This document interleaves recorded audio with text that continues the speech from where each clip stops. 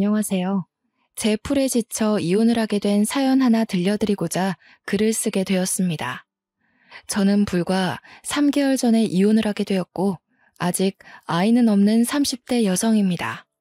제가 남편과 잘 살아보려고 나름 여러 번 참아주다가 이 불행이 유턴 없는 일방통행이라는 걸 뒤늦게 알고서 급하게 브레이크를 밟았어요. 지옥의 구렁텅이에 빠질 뻔한 제 인생을 아슬아슬하게 건진 거죠. 누구나 그렇겠지만 저 정말로 결혼해서 잘 살고 싶었습니다. 재작년 통계청에서 이혼하는 부부를 수치로 계산했는데 4상 중에 240상이 이혼을 한다는 결과가 기사로 나왔더라고요. 결혼해서 잘 사는 것이 어려운 일이라는 걸 알지만 노력해서 제 결혼만큼은 실패하고 싶지 않았습니다. 그런데 결국 이 꼴이 나버렸네요. 잘 살고 있는 부부들을 보면 무척 경이롭고 노부부가 되어서도 서로 존중하며 손잡고 다니는 분들을 보면 이젠 존경심을 느낍니다. 사연을 쓰기 위해서 다른 사연자들의 글을 읽어봤는데 이혼 부부가 굉장히 많더라고요. 다른 곳보다 유독 이 커뮤니티에 이혼 사연이 많은 것 같아서 저도 대한민국 이혼녀로서 제 경험 좀 시원하게 얘기해보고자 합니다. 저는 건강관리식품 제조회사에서 일을 하고 있는 사람입니다. 평소 주변에서도 똑부러지고 알뜰하다는 말을 많이 듣는 편이었던 저는 동료 직원들 중에서 가장 신임을 높게 사는 직원 중 한 명이었을 정도로 각별한 애정을 받았는데요. 특히나 비즈니스에 필요한 금전적 부분을 자꾸 저한테 맡겼다는 겁니다. 물론 저는 회계 쪽 분야가 아닙니다. 저도 회계는 어려워요. 돈을 잘 만지는 편이긴 하지만 그건 그냥 꼼꼼한 성격 덕입니다. 그런데 회사 다닌 지 한 2년 되니까 동료끼리 서로 어떤 사람인지 어느 정도 알게 되잖아요. 그때부터 제가 급여를 더 받고 회계 업무 보조까지 맡게 되었지 뭡니까. 딱히 번거로운 일은 아니었기에 저도 흔쾌히 한다고 했지만 제가 이렇게 칭송받을 만큼은 아닌데 싶어 민망하더라고요. 저는 제 스스로가 야무지다고 생각한 적이 한 번도 없습니다. 다른 건 잘 모르겠고 유독 돈 관리에서만 조금 더 철저했을 뿐이에요. 제가 20살 되자마자 적금 통장을 만들었다고 하면 다들 놀라더라고요. 그 적금도 금리나 혜택 다 비교해서 통장 2개로 나눠 만들었다고 하니 신기해하기도 했고요. 당시에는 다들 이렇게 돈 관리를 하는 줄 알았습니다.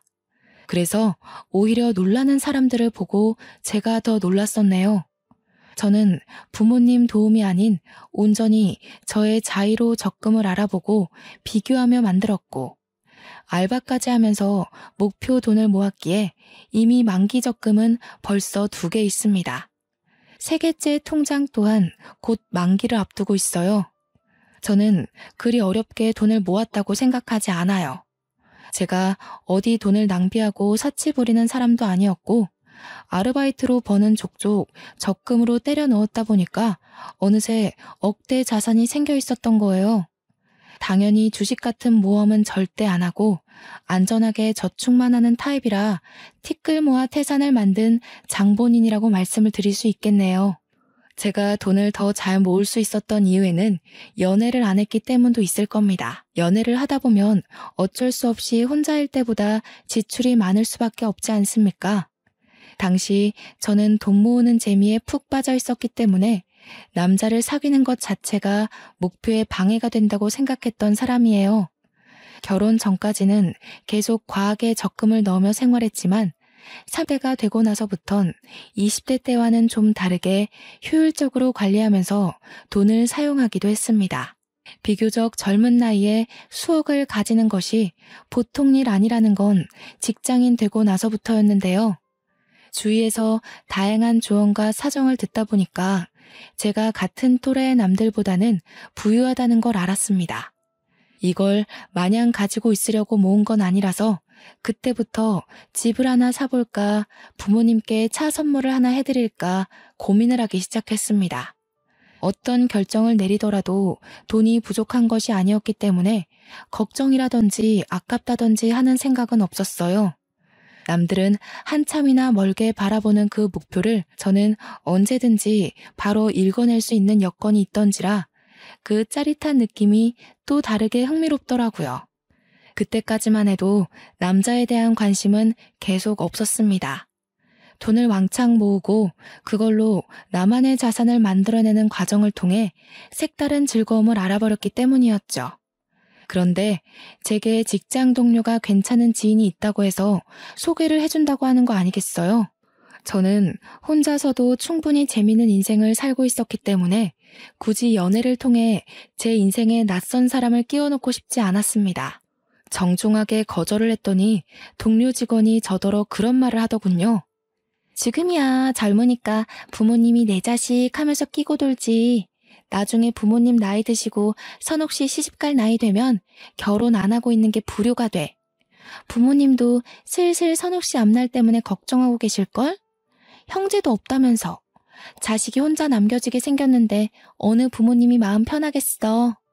부모님의 생각을 들어본 건 아니지만 동료 직원의 말이 꽤 일리가 있더라고요. 그때부터 생각이 많아졌던 걸로 압니다. 부모님께서 내색은 안 했지만 동료 말대로 정말 제 앞날을 걱정하고 있다면 그거야말로 사춘기 소녀 때와 같은 맥락으로 속썩이는 것이 아닐까 싶었어요. 그래서 며칠을 고심한 끝에 저는 소개를 받아봤습니다. 어쩌면 첫 남자였지만 결혼으로 이어져도 나쁘지 않았던 게 만약 결혼을 한다면 오히려 제가 남자 쪽보다 더한 자금을 가지고 갈 수 있겠다 싶어서였죠. 꿀리고 시작하는 결혼은 싫었거든요. 당시 저는 결혼 배우자로 어떤 남성 타입이 좋은지 전혀 보는 눈이 없었습니다. 그저 착하고 마음이 넓은 남자가 좋겠다고 생각했던 것 같아요. 그런데 우습게도 제 눈에 남편이 딱 그렇더라고요.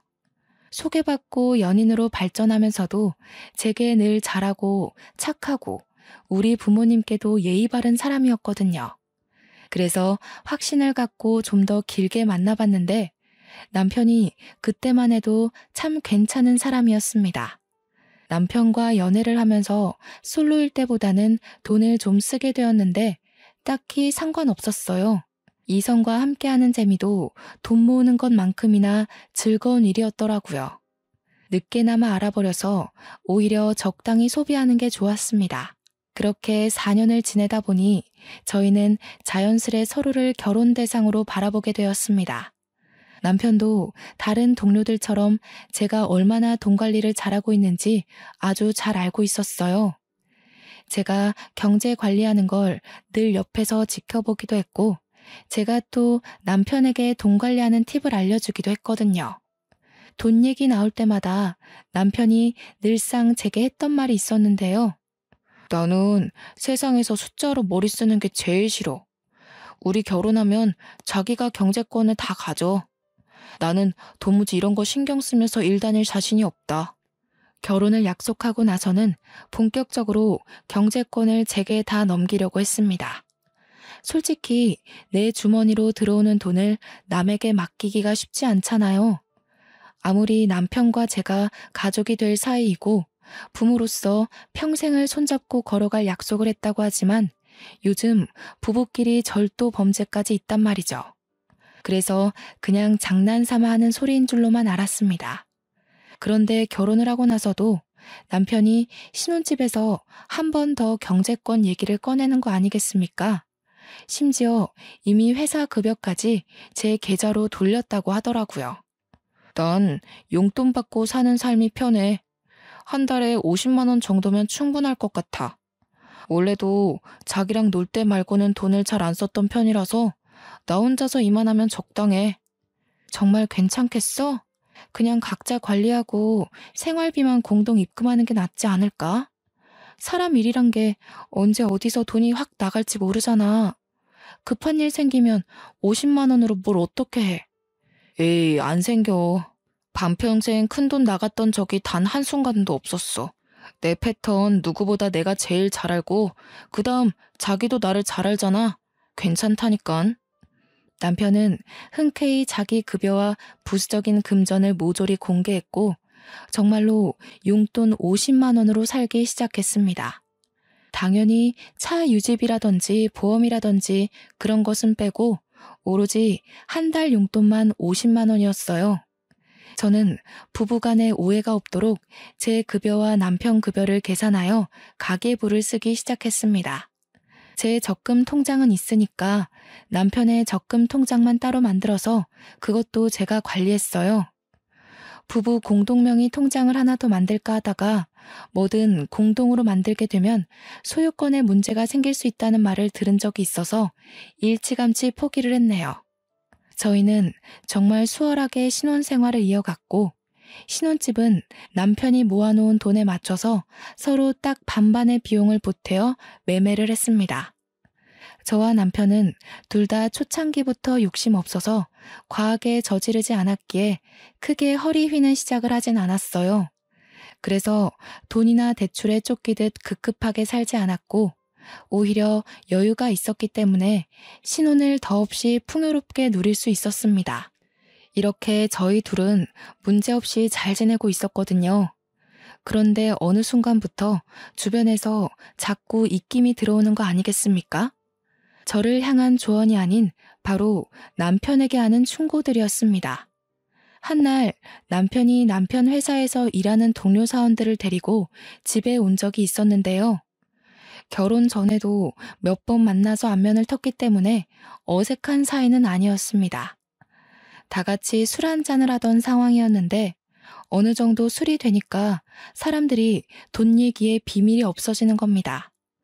술 마시기 전에는 분명 요즘은 부부 사이에서 여자가 경제권을 많이 관리하고 남자는 용돈 받는 식으로 대부분 그렇게 살더라면서 저희 부부의 경제관념에 찬사를 보냈거든요. 그런데 술이 들어가니까 사람들이 돌변하기 시작하는 거 아니겠어요? 에이, 재수씨. 아무리 그래도 그렇지 남자가 기가 죽는단 말이에요. 50만 원이 뭐예요? 남자라면 적어도 100만 원은 주머니에 꽂혀 있어야 밖에서 어깨 펴고 가장 노릇하는 겁니다. 이 녀석도 재수씨한테 혼날까봐 말 못한 거지 절대 50만 원으로 만족할 녀석이 아니에요. 술 취해서 깔깔 웃는 동료 직원의 말에 저는 고민을 했습니다. 기분이 나빴던 게 아니에요.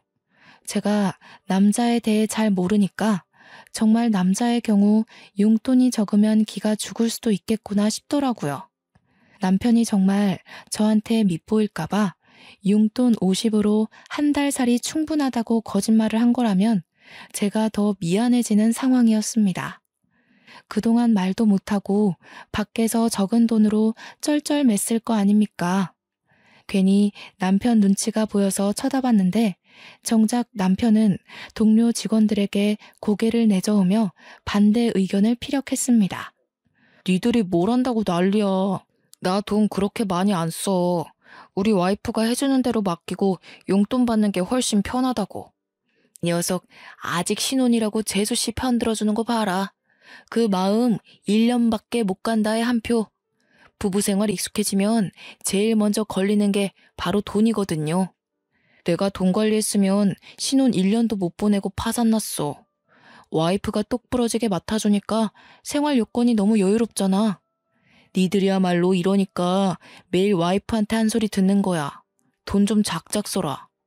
너 그러다가 재수씨한테 뒤통수 맞으면 어쩌려고. 혹시 알아? 재수씨가 초반에 신뢰를 엄청 줘놓고서 몰래 1, 2만 원씩 빼가고 있을지. 동료 직원들은 마치 제가 남편의 돈을 몰수해서 몰래 빼돌리고 있는 사람처럼 나쁘게 표현했습니다. 그것도 농담이라고 계속 깔깔대는데 듣다 보니 은근히 기분이 상하더라고요. 그럼에도 남편 체면 생각해서 감정 상한 거 끝까지 감추고 그들과 잘 어울려 놀았습니다. 그리고 그들이 귀가하자마자 저는 궁금했던 질문들을 서둘러 물어봤어요. 여보, 용돈 작아? 많이 부족한 거면 더 줄게. 우리가 어려운 형편도 아닌데 모자라서 불편하면 안 되지. 100만 원으로 맞춰주면 될까? 아니, 전혀 안 부족한데? 아, 아까 그 동료들 때문에 그러는구나. 신경 쓰지 마. 쟤네들도 와이프가 경제권을 갖고 있는데 얼마 전에 와이프들이 돈 빼돌리는 걸 적발했다더라고. 그것 때문에 나더러 조심하라고 하는 소리야. 근데 나는 조심할 게 뭐 있어. 당신이 월말마다 알아서 보여주는데. 난 당신 믿어. 남편은 경제권을 저한테 맡긴 것에 대해서 다행히 자존심을 상해하지 않았습니다. 혹시라도 남편이 불편해한다면 경제권을 다시 각자 관리하는 걸로 바꿀 생각이었는데 남편이 한사코 거절을 하는 바람에 그러진 못했어요. 저 또한 한편으론 안심이 되었습니다. 혹시라도 남편이 사실은 동료들 말처럼 힘들었다고 한다면 왠지 좀 속상할 것 같았거든요. 저한테 말도 안 하고 남들에게 제 흉을 봤다는 것일 테니까요. 언제나 그렇듯 저도 괜찮고 남편도 괜찮다는데 왜 이렇게 돈 얘기만 나오면 다들 제 남편을 못 잡아먹어서 안달인 걸까요? 남편 동료들로 모자라 저는 시모한테도 경제권 때문에 잔소리를 들어야 했습니다. 그래서 세약이 너가 돈을 관리한다고? 아무리 관리를 잘한다고 하더라도 그게 어디 완전하게 투명할 수가 있나? 요즘 세상이 많이 달라졌다지만 누가 돈을 여자가 관리한대? 그래도 큰 돈 만지는 건 아직까진 남자가 해야지. 너희들 좀 이상하게 살림을 한다. 시댁에서는 돈 관리를 시부가 하고 있었습니다. 그건 수익을 벌어오는 사람이 시부밖에 없으니까 그렇구나 하고 이해할 수 있는 거죠. 그런데 시모가 자꾸 저더러 다음 달부터 남편한테 경제권을 넘기라는 거 아니겠습니까? 그것도 돈 관리 철저한 시부 앞에선 제게 잔소리 못하면서 시부가 자리만 비우면 저를 불러 몰래 면박을 주었어요. 어머님, 저희 정말 투명하게 공개해요. 제가 정리한 가계부 남편이 늘 챙겨보고 있고요. 걱정 마세요. 반개월을 살았는데 아직 살림엔 지장이 없는걸요. 가계부야. 일부러 틀리게 쓸 수도 있는 거니까 모르는 일이지. 깐이라는 남자가 50만 원으로 뭘 하겠니? 그렇잖아도 용돈은 올리려고요. 남편은 50이 괜찮다고 하는데 아무래도 주위 시선이 안 좋네요. 용돈 다 못 쓴다고 하더라도 그냥 가지고 있는 게 좋겠어. 사람들 말대로 무슨 일이 있을지 모르는 거니까. 아이고 답답하게도 한다. 그렇게 쥐꼬리만큼 찔끔찔끔 올렸다 내렸다 하지 말고 그냥 내 아들한테 넘기라니까. 우리 아들도 워낙 세심하고 꼼꼼해서 그런 거 잘해. 그날따라 시모가 너무 강력하게 주장하는 바람에 제가 이대로 계속 받아쳤다간 말씨름만 하게 될 것 같더라고요. 할 수 없이 한 발 물러난 저는 남편한테 시모 말대로 한번 도맡아 해보라고 했습니다. 그랬더니 시모의 표정이 순식간에 밝아지더군요.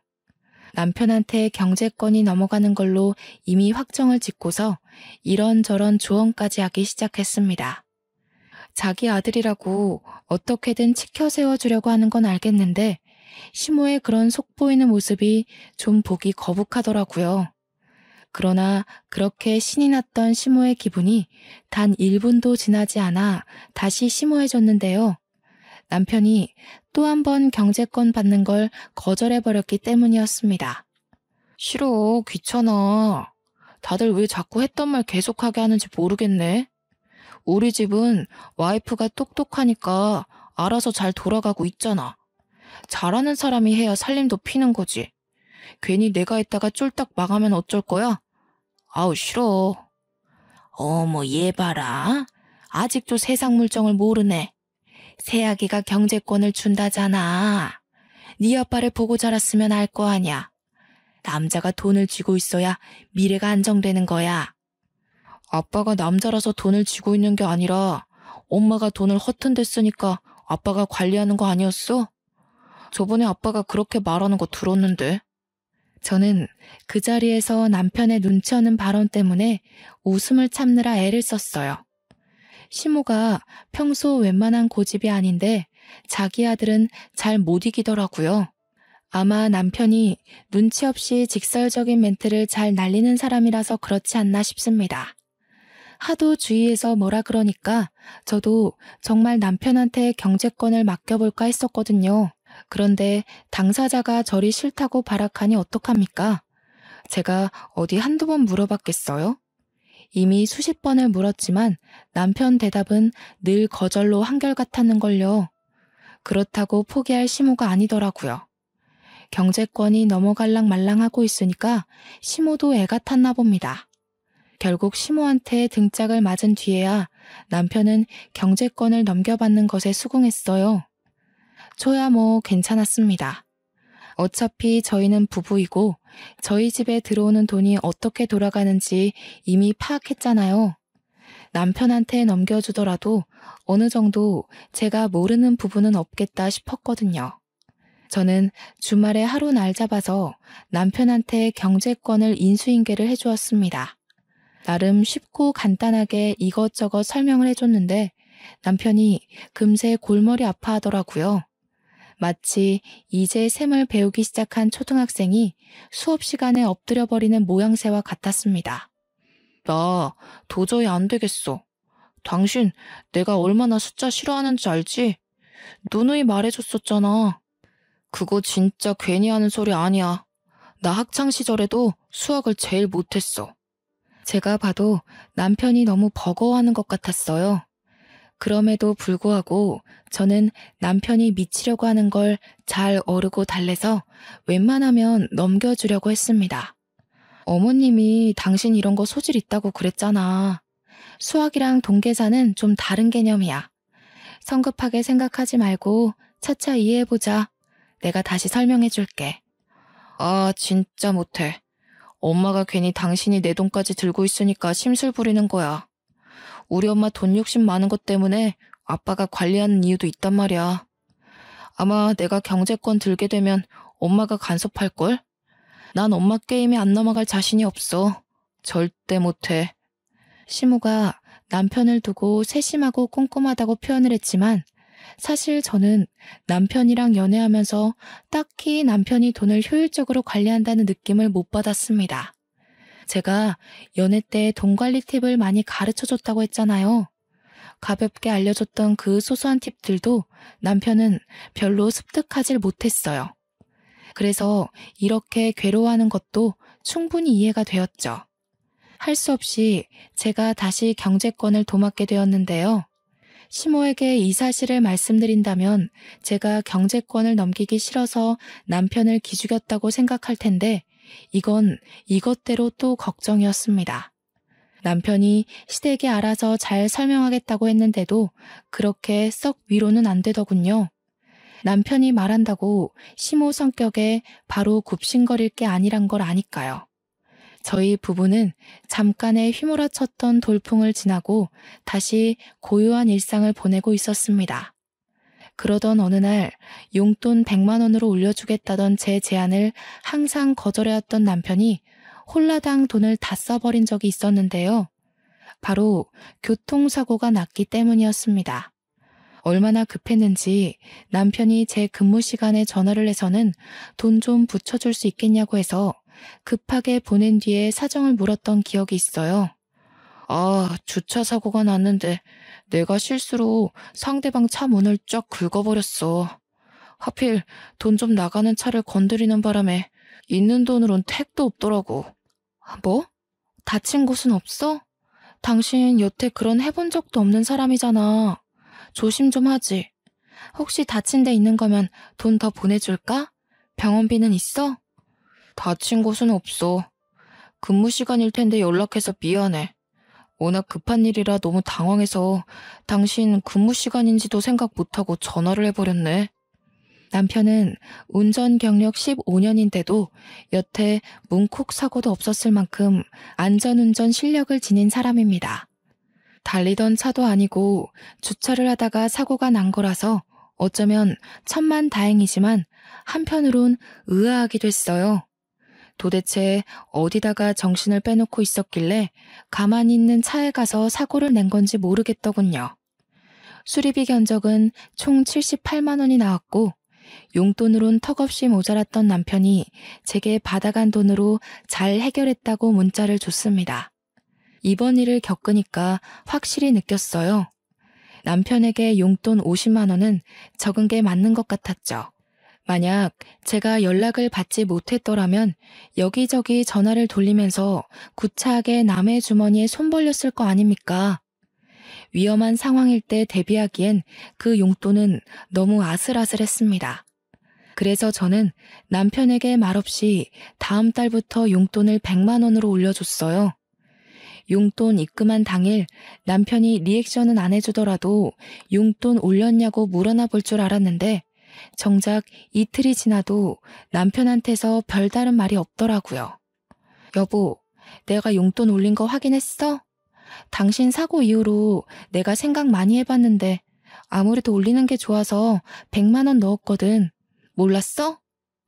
그랬어? 내가 입금 내역은 따로 확인 안 해서 몰랐네. 고마워.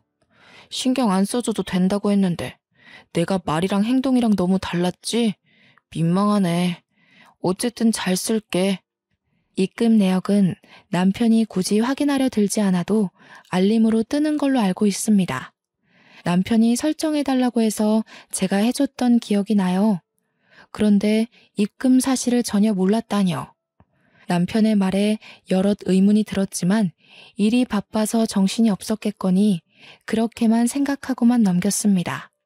그리고 그때부터 남편은 옛날과 좀 다르게 소비 습관이 점차 변해갔어요. 100만 원은 너무 많다면서 길고 날던 남편이 100만 원도 모자라서 종종 돈 좀 보내줄 수 있냐고 연락하는 횟수가 많아졌다는 겁니다. 매번 돈을 더 붙여달라는 이유도 참 많고 다양했어요. 한날은 회식을 쏘게 되었다. 또 어떤 날엔 회사에서 단체 기부를 하게 되었다. 그리고 다음 날엔 친구가 어려워서 돈을 조금 보태줘야 했다 등등. 어쩔 땐 우리 한 달 살림에 차질이 생길 정도로 거액을 빌려간 적도 있었습니다. 제가 여러 번 물으면 늘 새로운 변명으로 답이 돌아왔어요. 생각해보면 차 사고 났을 때 제가 돈을 붙여준 이후로 남편이 점차 변한 것 같았습니다. 그 전까지만 해도 돈 쓰는 게 귀찮아서 외식도 굳이 안 하려던 사람이었는데 한 번 돈 입금되니까 혹시 돈 맛을 알아버렸나 싶더라고요. 얼마 후에 또 돈 좀 달라고 연락 왔길래 한날은 제가 없다고 얘기를 해봤거든요. 그랬더니 남편이 약간 언성을 올리는 거 아니겠습니까?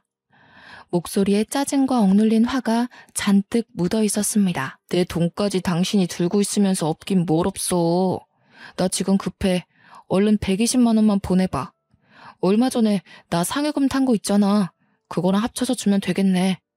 여보, 당신 벌써 이번 달에 용돈만 2번을 받아갔어. 근데 뭘 또 달라는 거야? 지난번 용돈도 겨우 타이트하게 맞춰서 준 건데. 이러면 당신 적금 못 넣는단 말이야. 적금? 적금이 있었지? 그런 걸 쓸데없이 왜 넣어? 난 됐으니까 내 거 해약할게. 적금은 나중에 여유 많을 때 차차 넣으면 될 것 같아. 아직 만기까지 반개월이 남았는데 아까운 이자 날리게 남편이 느닷없이 해약하겠다는 거 아니겠습니까? 남편의 철부지 같은 행동에 답답했던 저는 결국 안 된다고 목소리를 좀 높였습니다. 그러자 남편이 이젠 성질까지 버럭 내면서 돈에 미친 사람처럼 적금 통장을 달라고 강하게 얘기하더군요. 내가 네 돈에 손을 대냐? 내 돈으로 넣은 적금 내가 좀 쓰겠다는데 뭘 그렇게까지 빡빡하게 굴어. 오늘 집에 가면 통장 꺼내놔. 내일 내 것만 해약할 거니까. 비행 청소년도 아니고 돈 안 준다고 행패 부리는 남편의 모습에 솔직히 좀 당황했습니다. 그리고 뒤따라 붙은 감정은 그저 어처구니가 없다는 것뿐이었죠. 돈은 따로 벌고 있던 실정이었지만 여태 부부이기에 다 같은 돈이라고 생각하며 관리를 해왔습니다. 그런데 남편 생각은 다르다는 걸 그날 알았어요. 어쩌면 맞는 말이죠. 자기 돈이니까 자기가 알아서 쓰는 게 맞는 거예요. 짜증이 났던 저는 남편 말대로 그 돈이 제 돈도 아니니까 그냥 내버려뒀습니다. 그러니 다음날 정오쯤에 정말로 해약을 해버렸더라고요. 옛날만 해도 돈에 관심 없던 사람이 어쩌다 갑자기 바람이 들었을까요? 과거와 다르게 돈을 좀 쉽게 생각하는 것 같아서 한날은 남편이 잘 때 휴대폰을 몰래 뒤져봤습니다. 설마 바람이라도 나서 웬 여자한테 돈이라도 퍼주는 건가 싶어서요. 지금 보니 제가 참 별짓까지 다 했네요. 남편 폰에는 딱히 여자의 흔적이 없었습니다. 대신 처음 보는 형이란 남자와의 채팅이 다른 채팅에 비해 유독 많다는 걸 알고 그걸 확인해 봤어요. 그리고 그때 저는 남편이 왜 그렇게 용돈을 부족해 했는지 알게 되었습니다. 이유가 주식이었어요. 용돈만 받으면 주식에 통째로 투자를 해버렸던 겁니다. 제가 주식을 하진 않지만 주변에서 들은 게 많아 보는 눈은 있는데 채팅방에 형도 딱히 주식을 잘하는 게 아닌 것 같더라고요. 그런데도 불구하고 이 멍청한 남편이 그 형을 아주 맹신하면서 시키는 대로 돈을 퍼붓고 있었습니다. 이렇게 돈으로 쓸데없는 모험을 하는 사람들, 제가 제일 싫어하는 부류거든요. 이것만큼은 남편이 자기 돈 멋대로 쓴다고 해서 참아줄 수가 없겠더라고요. 다음날 아침 저는 출근하려는 남편을 세워 바로 따졌습니다. 당신 주식해? 그렇게 위험한 걸 왜 해? 제대로 알아보고 해도 손해볼 확률이 더 큰 게 주식이야. 도대체 그 형한테서 무슨 소리를 들었길래 안 하던 짓을 하는 거니? 정말 큰일 나고 싶어? 뭐야? 어떻게 알았어? 설마 내 휴대폰 뒤진 거야? 스토커도 아니고 왜 남의 물건에 몰래 손대? 아 진짜 어디까지 봤어? 처음부터 내용 다 본 거야? 지금 그게 문제야? 그래서 그 주식에 넣은 돈 다 어떻게 됐는데? 말아먹었지? 숫자라면 머리 아프다는 사람이 어쩌자고 그런데 손을 댔냐고. 전문 펀드 매니저도 매번 성공은 못해. 당신이 뭘 안다고 그거래? 나도 알아. 돈 잃고 싶어서 뛰어든 줄 알아? 당신이 몰라서 그렇지 주식은 장기전이야. 이 형님, 당신이 말하는 그런 전문가들이랑 같이 공부하고 있는 사람이라고. 딱 봐. 내가 잘 돼서 보란 듯이 2배로 갖다 줄 테니까. 남편과 아침부터 주식 얘기로 싸움을 하면서 진을 뺀 날이었습니다. 알고 보니 남편은 주식에 돈 퍼붓는 걸로 그 형님한테 용돈까지 조금씩 주고 있었더라고요. 무슨 수급이라나 뭐라나. 말 같지도 않은 소리를 하면서 제대로 호구가 잡혀있는 남편을 보니 결혼하고 처음으로 속이 터졌습니다. 이 호구 같은 남편도 결국 제 남편이라고 그냥 내버려 둘 수가 없어서 저는 바로 용돈을 50만 원으로 낮춰버렸어요. 그랬더니 어떻게 됐는지 아십니까? 저 그 사람한테 이혼 요구 당했습니다. 뭐라고? 지금 이혼하자고 했어? 고작 그 주식 때문에 그것에 미쳐서 나더러 이혼을 하자고 해? 당신 정말 왜 이래? 왜 이렇게 안 하던 짓을 해서 사람 피를 말려? 경제권 가진 여자들이 그렇게 남편을 무시한다던데 당신도 변했나 보네. 내가 돈 갖다 바쳐주니까 당신이 날 마음대로 조종해도 된다고 봤어? 그래도 당신은 딴 여자랑 다를 줄 알았는데 결국 권력 잡으려고 했던 거 맞네. 뭐라고? 그런 식으로밖에 말 못해? 내가 정말 그랬을 거라고 생각하는 거야? 내가 고집해서 경제권 뺏어왔니? 당신이 하기 싫다고 나한테 맡긴 거잖아. 몰랐으니까. 알았으면 나도 너한테 돈 안 바쳤어. 주변에서 한 소리씩 할 때는 다 이유가 있는 건데 그동안 내가 콩깍지가 단단히 씌었던 거야. 당신이 이렇게 변할 줄은 몰랐어. 용돈을 줄였다고 저더러 변했다며 구두쇠 취급하는 남편 때문에 어이가 없었습니다. 다른 사람이 되어 있는 남편을 보면서 할 말을 잃어버렸죠. 주식이 뭐라고 그저 혈안이 되어 인정사정 없이 이혼까지 요구하니 변한 건 제가 아니라 남편인 듯 싶네요. 그래도 저는 이걸로 이혼까지 하는 건 아니라고 생각했습니다. 참 우둔한 생각이었죠. 부부관계를 지키기 위해 결국 제가 결정한 방법은 경제권을 돌려주는 거였습니다. 각자 돈 각자가 관리하는 걸로 하고 남편한테 네 돈 가져가라며 통장을 패대기 쳐버렸어요. 남편은 오히려 살판이 났더군요. 공동 생활비만 넣고 나머지 돈은 정말 자기 멋대로 펑펑 쓰는 것 같았습니다. 그때부터 저희 집안의 가세가 기울기 시작했어요. 뒤늦게 우편물을 받고 한 사실인데 남편이 신용카드까지 발급받아서 현금 대출을 했더라고요. 밀리기 시작한 연체금이 우편으로 주마다 날라왔습니다. 나중에는 카드사에서 직원까지 찾아와 제 남편을 찾았어요. 그런데도 남편은 돈 갚을 생각이 없어 보이더라고요. 물론 갚을 생각이 없는 게 아니라 갚을 돈이 없는 거겠지만요. 어쨌든 저는 갈수록 예민해지고 태만해지는 남편을 보면서 남편을 향한 마지막의 시니까지 밑바닥을 치고 말았습니다. 더 이상 제 인내가 버텨주지 못했다는 겁니다. 즉, 이혼을 결심하게 되었다는 거죠. 어차피 이혼할 거고 우편물 걷는 것도 지쳐서 그것마저 손을 안 대고 있었는데 한날 시모가 저희 집에 들리면서 우편물을 다 걷어왔더라고요. 얘, 이게 다 뭐니? 우리 아들 이름으로 우편이 많이 와 있더구나. 너는 오늘 일도 쉬었다면서 집 밖에 코빼기도 안 나와봤던 거야? 안 사람이라는 사람이 이런 기본적인 것도 관리를 안 해서는. 오셨어요? 그거 다 신용정보회사에서 돈 갚으라고 날라온 연락이에요. 2달 전부터 받고 있던 거라서 굳이 걷어올 필요 없었는데 어차피 돈 갚으라는 내용이라서요. 시모는 자기가 들고 있는 게 독촉장이라는 걸 알았어요. 그런 걸 처음 봤는지 심장이 벌렁벌렁거렸다며 보란듯이 제 앞에 우편물을 팩 내려놓았습니다. 식탁으로 위로 쫙 펼쳐진 우편물 양이 제법 방대하더라고요. 신용불량자라는 거니? 너는 돈 관리를 어떻게 하길래 이 모양이야? 설명 좀 해봐라. 돈 잘 만진다고 그렇게 떵떵거릴 때는 언제고? 이게 그런 결과야? 왜 그렇게 화가 났나 했더니 시모는 제가 돈 관리를 먹같이 해서 자기 아들이 이 모양이 된 줄 알지 뭡니까? 곧 죽어도 자기 아들은 얌전하고 고분한 사람인 줄 아나 봐요. 잘난 척 하더니 집안 꼴 잘 돌아간다. 이거 다 어쩔 거니? 나중에 압류 딱지 붙고 그런 거 아니야? 그럼 월급도 싹 다 몰수당하고 그러지 않아? 아직 그 정도는 아니고요. 아마 다음 달에도 못 갚으면 그렇게 되겠네요. 그래서 말인데 저 이혼할까 봐요. 남편이 저한테서 경제권 뺏어가더니 일을 이 지경으로 만들었지 뭐예요?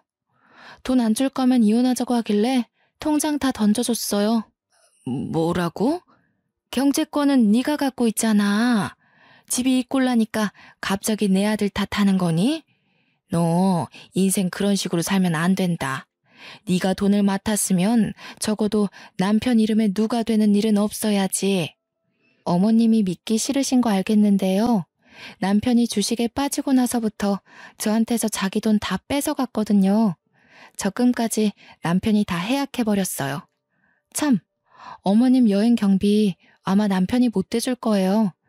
남편이 알아서 어머님한테 연락한다 그랬는데 모르셨나 봐요?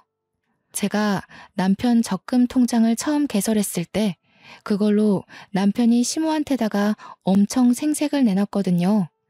친구들과 해외여행 가면 자기 적금 모은 걸로 시모 여행 경비 대줄 거라고 진짜 떵떵거렸었어요.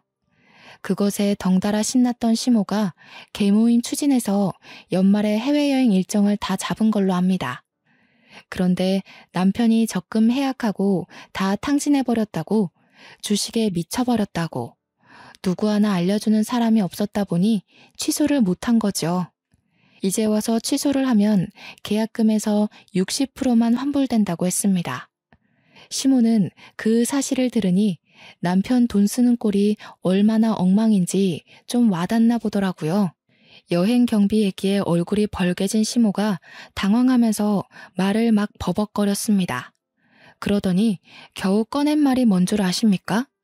끝까지 자존심은 굽히고 싶지 않았나 봐요. 저더러 그 돈을 해줘야 되는 거 아냐고 우기기 시작하대요.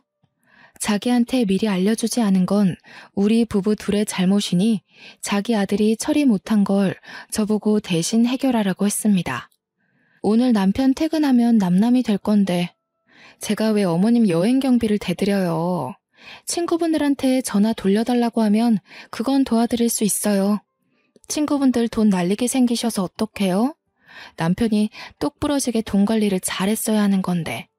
남편이 돈 관리하면 집안이 이렇게 파탄 난다는 걸 시모한테 똑똑히 알려주고 싶었는데 마침 기회가 잘 되었다고 봅니다. 시모는 제 주장에 더 이상 반박을 하지 못했고 울그락불그락 열만 올리다가 남편한테 전화를 걸면서 집을 박차고 나갔습니다. 그날로 퇴근하고 온 남편 앞에서 저는 잠자코 이혼서에 도장을 찍었어요.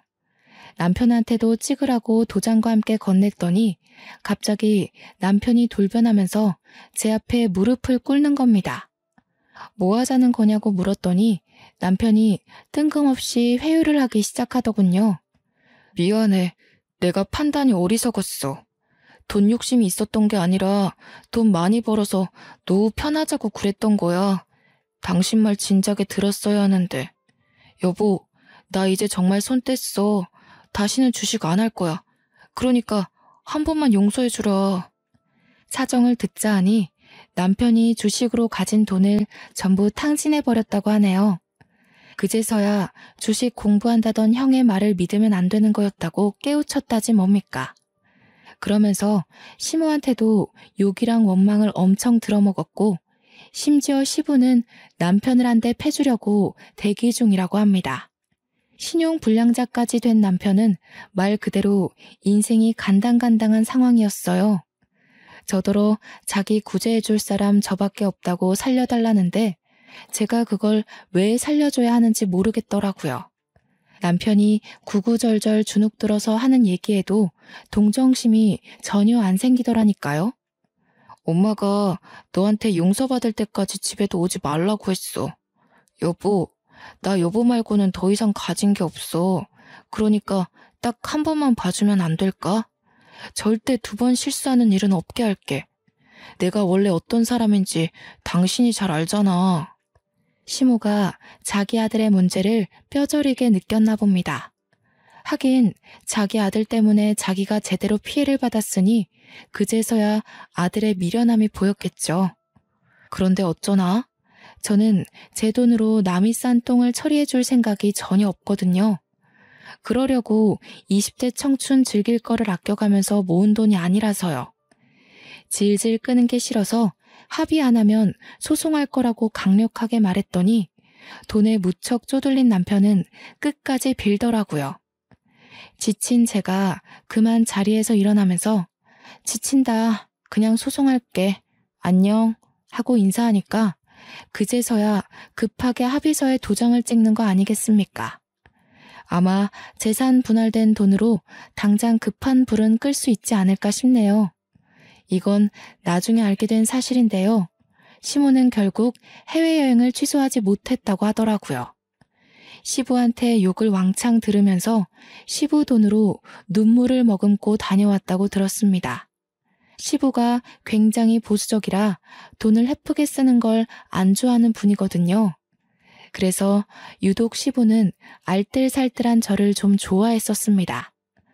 남편이랑 시모는 한동안 시부한테 저 같은 며느리를 내쫓았다고 욕먹고 쥐 죽은 듯 살게 될 겁니다.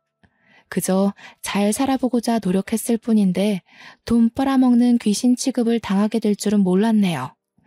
남이 저를 신뢰하든 말든 남의 돈은 함부로 만지면 안 되는 건가 봅니다.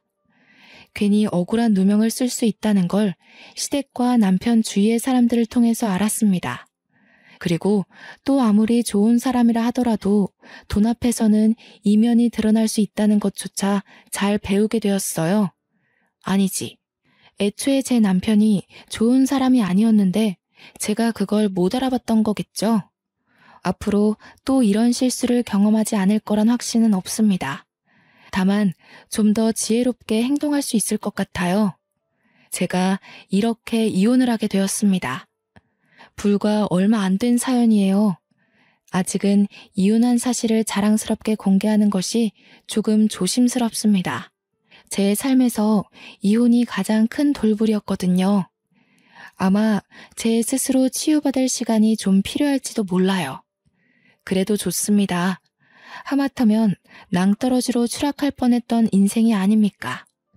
그 빈무더기에서 홀로 빠져나왔다는 것 자체가 첫 번째로 제 자신에게 칭찬해주고 싶은 일입니다. 끊임없이 잘했다고 저를 보듬어주면서 다시 새 인생을 살아봐야겠어요. 사연이 너무 길었죠? 관심 가져주시고 들어주셔서 너무 감사합니다. 항상 좋은 날만 가득하세요.